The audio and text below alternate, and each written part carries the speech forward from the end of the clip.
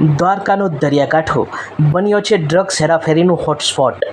છેલ્લા 7 દિવસમાં 50 કરોડથી વધુનું ડ્રગ્સ ઝડપાયું છે।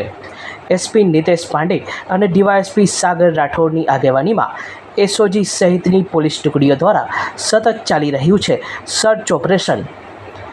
કચ્છ પાસેથી મળેલા ડ્રગ્સના પેકેટ પણ દ્વારકા પાસેથી મળેલા ડ્રગ્સના પેકેટ સાથે સામ્યતા ધરાવતા હોય મોટા નેટવર્કની આશંકા સેવાઈ રહી છે। પોલીસ દ્વારા હવે દરિયાકાંઠા પર નજર રાખવા માટે ડ્રોન પેટ્રોલિંગનો સહારો લેવામાં આવી રહ્યો છે। ડ્રગ્સની હેરાફેરીને રોકવા માટે ટેકનોલોજીની પણ મદદ લેવામાં આવી રહી છે।